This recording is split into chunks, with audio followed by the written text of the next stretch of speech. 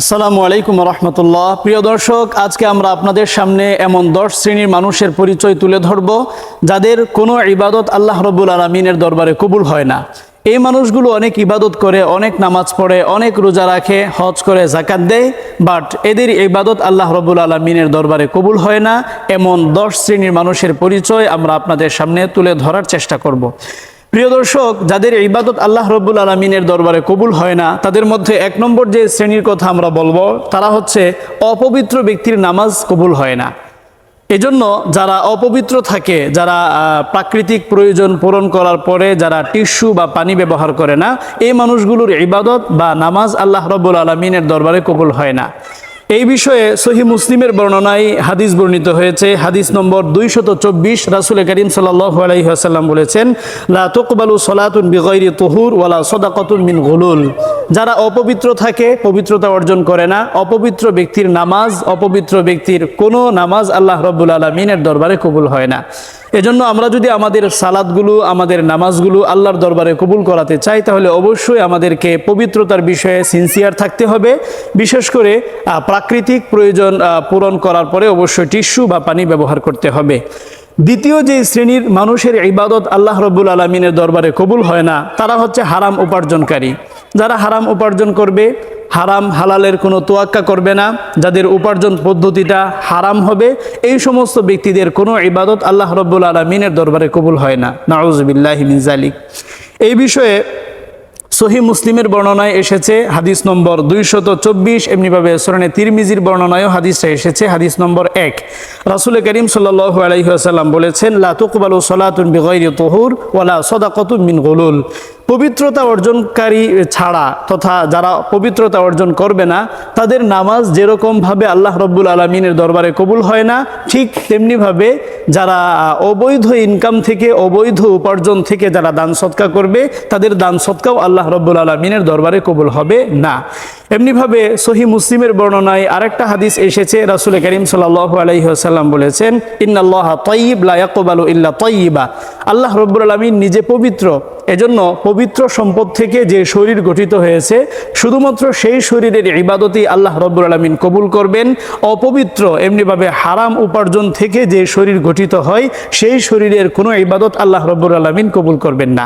এজন্য আমরা যদি আমাদের সমস্ত ইবাদত, নফল, ফরজ সব কিছুই যদি আল্লাহ রাব্বুল আলামিনের কাছে কবুল করাতে চাই, তাহলে মাস্ট বি আমাদের ইনকাম, আমাদের উপার্জন অবশ্যই হালাল হতে হবে। তৃতীয় যেই শ্রেণীর মানুষের ইবাদত আল্লাহর দরবারে কবুল হয় না, তারা হচ্ছে মদ পানকারী, এমনিভাবে মাদক দ্রব্য সেবনকারী। মাদক দ্রব্যের সাথে যাদের কোনো ধরনের রিলেশন বা সংশ্লিষ্টতা থাকে, তাদের কোনো ইবাদত আল্লাহ রাব্বুল আলামিনের দরবারে কবুল হয় না। নাউযুবিল্লাহি মিন যালিক। এই বিষয়ে সুনানে তিরমিজির বর্ণনা এসেছে, হাদিস নম্বর 1862, 1862 নম্বর হাদিসের বর্ণনা। রাসূল করিম সাল্লাল্লাহু আলাইহি ওয়াসাল্লাম বলেছেন, মান শারিবাল খামরা লাম তুকবাল লাহু সলাতুন 40 সাবাহা। যে ব্যক্তি মদ পান করবে, মাদকদ্রব্য সেবন করবে, 40 দিন পর্যন্ত তার কোনো নামাজ, কোনো ইবাদত আল্লাহ রাব্বুল আলামিনের দরবারে কবুল হয় না। নাউযুবিল্লাহি মিন যালিক। এজন্য মাদক দ্রব্যের সাথে মদ, এমনিভাবে এই জাতীয় যে ড্রিঙ্কস আছে, এগুলোর সাথে আসলে কোনো মুমিনের, খাঁটি কোনো মুমিনের কোনো ধরনের সংশ্লিষ্টতা থাকতে পারে না।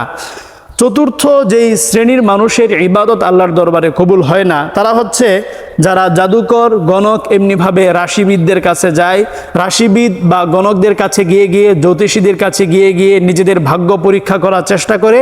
এই মানুষগুলোর কোনো ইবাদত আল্লাহর দরবারে কবুল হয় না। নাউযুবিল্লাহি মিন যালিক। এই বিষয়ে সহিহ মুসলিমের বর্ণনা এসেছে, হাদিস নম্বর 2230, 2230 নম্বর হাদিসের বর্ণনা। রাসূল করিম সাল্লাল্লাহু আলাইহি ওয়াসাল্লাম বলেছেন, মান আতা আররাফান ফাসাআলাহু আন শাইইন লাম তুকবাল লাহু সলাতুন 40 লাইলা। কোনো ব্যক্তি যদি কোনো গণক বা জ্যোতিষীর কাছে আসে, এরপরে তাকে যদি কোনো বিষয়ে জিজ্ঞেস করে, শুধুমাত্র জিজ্ঞেস করার কারণেই আল্লাহ রাব্বুল আলামিন তার 40 দিনের ইবাদত বাতিল করে দেন। নাউযুবিল্লাহি মিন যালিক। এজন্য আসলে আমরা কোনো ধরনের জ্যোতিষী, গণক, এমনিভাবে কোনো ধরনের জাদুকর, এদের কাছে আমরা কখনো যাব না। এরপরে 5 নম্বর যে শ্রেণীর মানুষের ইবাদত আল্লাহর দরবারে কবুল হয় না, তারা হচ্ছে ওই সমস্ত নারীরা যাদের স্বামী নারীদের প্রতি অসন্তুষ্ট থাকে, বা স্ত্রী যদি স্বামীকে অসন্তুষ্ট করে, বা স্বামীর অসন্তুষ্টিতে স্ত্রীর কোনো ইবাদত আল্লাহর দরবারে কবুল হয় না।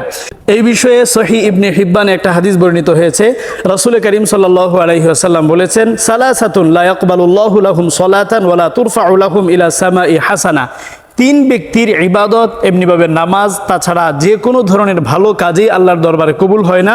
তাদের মধ্যে এক ব্যক্তি হচ্ছে অল মারআতু আসাখিতু আলাইহা যাওজুহা হাত্তা ইয়ারদা, এমন স্ত্রী যার স্বামী তার প্রতি অসন্তুষ্ট। স্বামী যতক্ষণ পর্যন্ত স্ত্রীর প্রতি সন্তুষ্ট না হবে ততক্ষণ পর্যন্ত স্ত্রীর কোনো ইবাদত আল্লাহর দরবারে কবুল হবে না। এজন্য মা বোনরা অবশ্যই স্বামীদেরকে সন্তুষ্ট রাখার চেষ্টা করতে হবে, কারণ স্বামীরা সন্তুষ্ট থাকা এটাও কিন্তু মা বোনদের জন্য বিরাট একটা ইবাদত। এরপরে 6 নম্বর যাদের ইবাদত কবুল হয় না তারা হচ্ছেন যারা পূর্ণ শরীর, যে সমস্ত মা বোনরা, যে সমস্ত নারীরা পূর্ণ শরীর না ঢেকে ইবাদত করেন। বিশেষ করে যারা এরকম চেহারা, এমনিভাবে হাত এবং পা, এই 3 অঙ্গ ছাড়া অন্য কোনো অঙ্গ খোলা রেখে, যেমন অনেকেই দেখা যায় যে নামাজের সময় ভালো করে চুল ঢাকেন না। যে সমস্ত নারীরা পূর্ণ শরীর না ঢেকে ইবাদত করবে, নামাজ আদায় করবে, তাদের নামাজও কিন্তু আল্লাহ রাব্বুল আলামিনের দরবারে কবুল হবে না।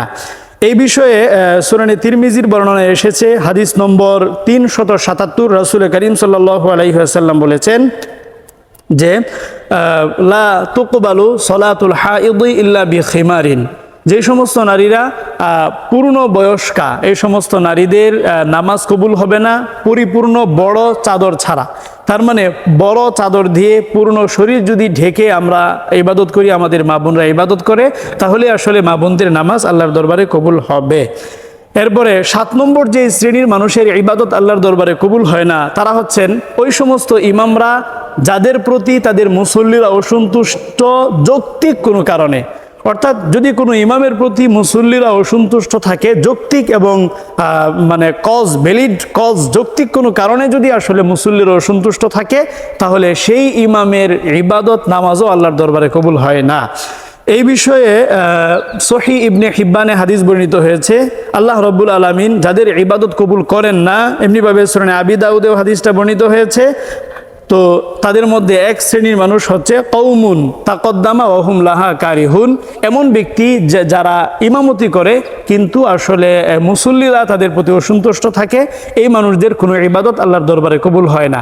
এজন্য ইমাম সাহেবদের আরও সতর্ক থাকতে হবে যেন মুসল্লিরা যৌক্তিক কোনো কারণে অসন্তুষ্ট না থাকে, তথা ভালোভাবে সর্বোচ্চ ন্যায় এবং আমানতদারিতার সাথে চলার চেষ্টা করতে হবে।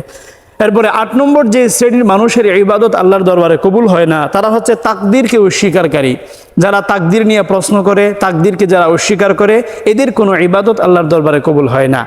এই বিষয়ে মুআজামে কাবীর লিত-তাবারানীতে এসেছে, সালাসাতুন লা ইয়াকবালুল্লাহু মিনহুম ইয়াউমাল কিয়ামা সরফান ওয়ালা আদলান। 3 ব্যক্তির নফল ফরজ কোনো ইবাদতেই আল্লাহ রাব্বুল আলামিন কবুল করেন না। এদের মধ্যে এক ব্যক্তি হচ্ছে মুকাযযিবুন বিল কদরি, যারা তাকদীরকে অস্বীকার করে, তাকদীর নিয়ে যারা বিভিন্ন ধরনের প্রশ্ন উত্থাপন করে, এদের ইবাদত আল্লাহর দরবারে কবুল হয় না। এরপরে 9 নম্বর যেই শ্রেণীর মানুষের ইবাদত আল্লাহর দরবারে কবুল হয় না তারা হচ্ছে পিতামাতার অবাধ্য সন্তান। যে সমস্ত সন্তানরা মা বাবার কথা শুনে না, মা বাবার সাথে বেয়াদবি করে, এই সমস্ত সন্তানদের কোনো ইবাদত আল্লাহর দরবারে কবুল হয় না। এই বিষয়ে মুআজামে কাবীর লিত-তাবরানীতে এসেছে, সালাসাতুন লা ইয়াকবালুল্লাহু মিনহুম ইয়াউমাল কিয়ামাতি সরফান ওয়ালা আদলা। 3 ব্যক্তির কোনো ইবাদত আল্লাহর দরবারে কবুল হয় না। এদের মধ্যে এক ব্যক্তি হচ্ছে আকুন, যারা মা বাবার অবাধ্য হয়, মা বাবার অবাধ্য সন্তানের কোনো ইবাদত আল্লাহর দরবারে কবুল হয় না। সর্বশেষ 10 নম্বর যে শ্রেণীর মানুষের ইবাদত আল্লাহর দরবারে কবুল হয় না তারা হচ্ছে যারা উপকার করে খোঁটা দেয়, মানুষকে বিপদে পড়লে উপকার করে বা মানুষ হেল্প চাইলে সহযোগিতা করে, কিন্তু নেক্সট টাইমে তাদেরকে আবার খোঁটা দেয়। খোঁটা দেওয়ার মানসিকতা যাদের আছে, এই মানুষগুলোর ইবাদতও আল্লাহ রাব্বুল আলামিন কবুল করেন না। এই বিষয়ে মুআজামে কাবীর লিত-তাবরানীতে এসেছে যে 3 ব্যক্তির ইবাদত আল্লাহর দরবারে কবুল হয় না। এদের মধ্যে এক ব্যক্তি হচ্ছে মান্নান, যারা মানুষকে উপকার করে খোঁটা দেয়, মানুষকে বিপদে পড়লে সহযোগিতা করে কিন্তু পরবর্তীতে আবার খোঁটা দেয়। এই খোঁটা দেওয়ার মানসিকতা যাদের আছে, এদের ইবাদত আল্লাহর দরবারে কবুল হয় না। তাহলে আজকে আমরা দীর্ঘ সময়ে আসলে এমন 10 শ্রেণীর মানুষ প্রসঙ্গে আমরা জানতে পেরেছি যাদের নফল ফরজ কোনো ইবাদত আল্লাহর দরবারে কবুল হয় না। এদের মধ্যে এক ব্যক্তি হচ্ছে, 1 নম্বর হচ্ছে যারা অপবিত্র থাকবে, পবিত্রতা হাসিল করবে না, তাদের নামাজ কবুল হবে না। 2 নম্বর হচ্ছে যারা হারাম উপার্জন করবে, তাদের কোনো ইবাদত আল্লাহর দরবারে কবুল হবে না। 3 নম্বর হচ্ছে যে যারা মদ পান করবে, মাদক দ্রব্য সেবন করবে, মাদক দ্রব্যের সাথে যাদের কোনো ধরনের সংশ্লিষ্টতা থাকবে, তাদের ইবাদত কবুল হবে না। 4 নম্বর হচ্ছে যারা জাদুকর, গণক, এমনিভাবে রাশিবিদদের কাছে গিয়ে গিয়ে ভাগ্য পরীক্ষা করার চেষ্টা করবে, এদের ইবাদত কবুল হবে না।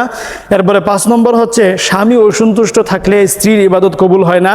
এরপরে 6 নম্বর হচ্ছে যে সমস্ত মা বোনরা পূর্ণ শরীর না ঢেকেই নামাজে দাঁড়িয়ে যান, চুল খোলা থাকে অথবা শরীরের অন্য কোনো অংশ খোলা থাকে, এই সমস্ত মা বোনদের ইবাদতও কবুল হয় না। এরপরে 7 নম্বর হচ্ছে এমন ইমাম, যেই ইমাম আসলে ইমামের প্রতি মুক্তাদিরা, মুসল্লিরা যৌক্তিক কোনো কারণে, ভ্যালিড কজ, কোনো যৌক্তিক কারণে অসন্তুষ্ট থাকে, সেই ইমামের নামাজ কবুল হয় না। 8 নম্বর হচ্ছে যারা তাকদীরকে অস্বীকার করে, যারা তাকদীর নিয়ে বিভিন্ন ধরনের প্রশ্ন উত্থাপন করে, তাদের ইবাদত কবুল হয় না। 9 নম্বর হচ্ছে যে সমস্ত মানুষরা মা বাবাকে কষ্ট দেয়, মা বাবার অবাধ্য সন্তানের ইবাদত আল্লাহর দরবারে কবুল হয় না। সর্বশেষ 10 নম্বর হচ্ছে যে সমস্ত মানুষরা উপকার করে খোঁটা দেয়, এদের ইবাদত আল্লাহর দরবারে কবুল হয় না। আল্লাহ রাব্বুল আলামিন আমাদেরকে এই 10 শ্রেণীর মানুষের ব্যাপারে সতর্ক থাকার, সেই সাথে আমরা নিজেরাও যেন এই সমস্ত খারাপ বৈশিষ্ট্য আমাদের মাঝে না আসে, এই ব্যাপারে আন্তরিক থাকার তৌফিক দিন।